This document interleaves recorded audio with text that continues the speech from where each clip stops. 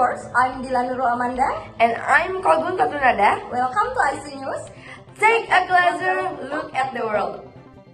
The first news comes from the Garut region where our polar earthquake recently occurred. Through enhanced information gathering, it is imperative to ascertain the current state of knowledge.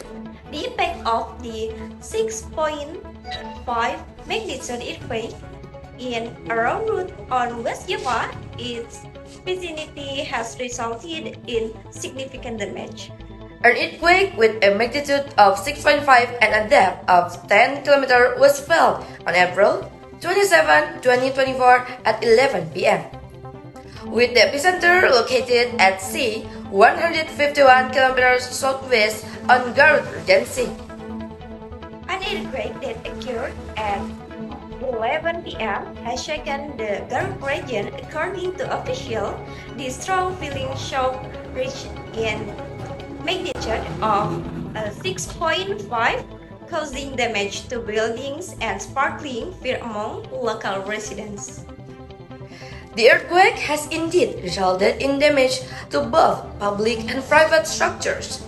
Regions such as Garut Regency, Cianjur Regency, Tasikmalaya Regency, and Purwakarta Regency were among those affected by the tremor. Meanwhile, local residents shared stories of moments of fear and panic when the earthquake struck. For a live report from the scene, we have connected to the reporter Nanda, please. Reporting directly from the location, and here I am with one of the residents who felt the impact of the earthquake that occurred in Garut. Okay, hello Mister, can you introduce yourself? Hello, my name is Denden Fadila Harun Arasid. Okay, Mr. Denden, how did you feel the earthquake? Did you feel as a mild earthquake or did you feel as a strong earthquake? So, first time I felt the earthquake, I felt the ground around me is shaking. The earthquake is quite big until the picture of frame fell over. Okay, and then what did you do when the earthquake occurred? When the earthquake, I was playing with my little brother, and then like I said before, I felt the earthquake, and I saw the picture frame fell over, and then I quickly ran out of my house while carrying my little brother. Okay, and then did you feel any aftershocks after the main earthquake? I think there is no aftershock because I didn't feel any vibes or any earthquake after the big one. All right. What did you feel? Did you feel fear or calm or panic? Of course, I feel panic because I think that was the biggest earthquake that I felt in 2024 because and also my little brother also crying while I carrying him while I running out into out of my house like. Okay, and then what is the most striking or alarming when about the damage? When I look into my neighborhood, I saw that their fences are broken and also a little bit damaging the road like that. Okay, thank you to Mr. Denden. I'm Nanda Sofia Dawia. Back to the studio. Now we move to the next information. Winning penalty shootout, Garuda Muda advanced to U23 Asian Cup semifinals. Timnas Indonesia managed to advance to the semifinals of the U23 Asian Cup after winning an 11-10 penalty shootout over the South Korean national team.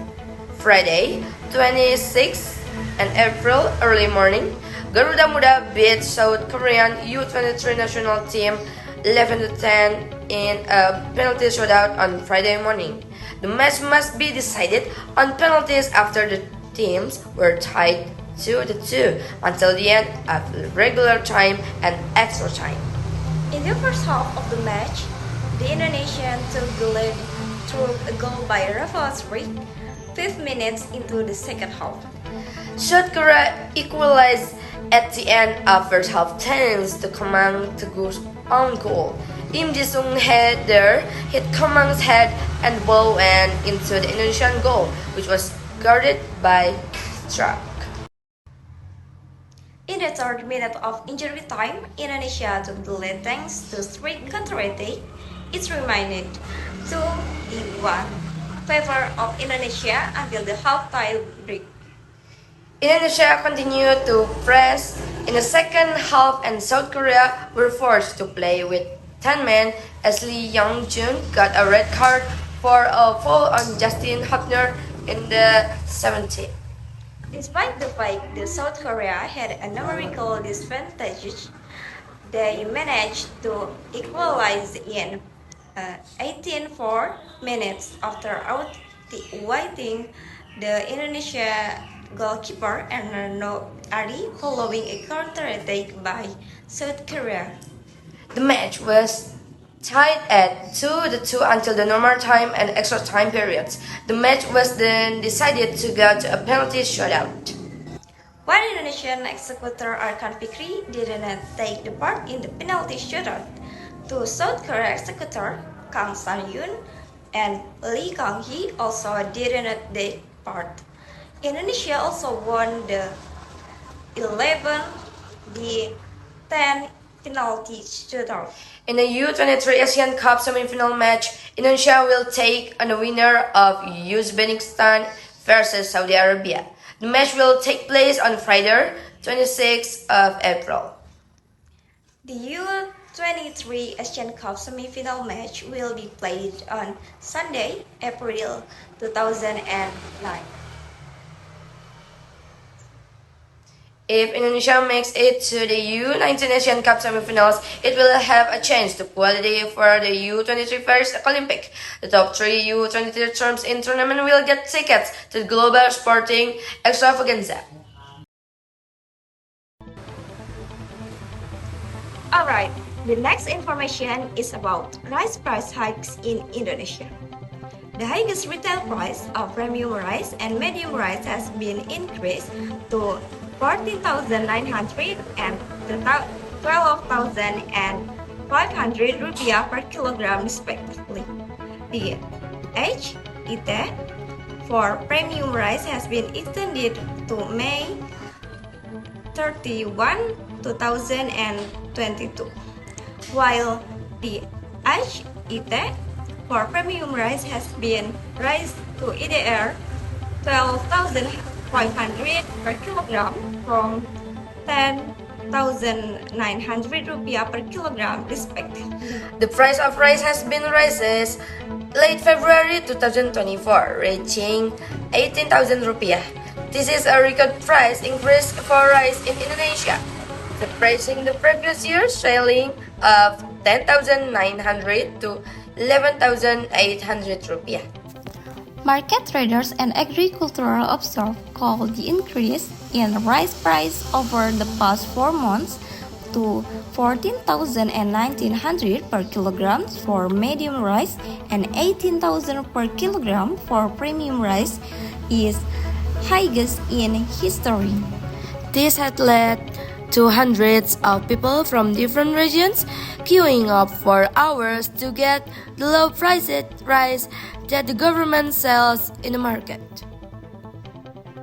According to an agricultural observer at Lampu University in Indonesia, the increase is expected to last until April 2023.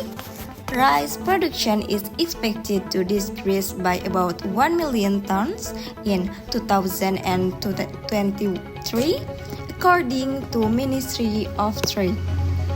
The Ministry of Trade is prepared to take strategic measures, including market operations and monitoring of distributions and traders, in order to keep the price of staple foods stable. Rice prices have risen sharply in recent years as a result of climate change. Many regions across the country have experienced crop failure. This condition has occurred almost everywhere in the world. However, some observers believe this to be a lie, as rice is plentiful in other countries like Thailand and Vietnam. Minister of Commerce Zulkifli Hasan said that the government will continue to provide SPHP rice to maintain stable national rice prices. He assured that this low-cost rice is of good quality and not inferior to high-end rice.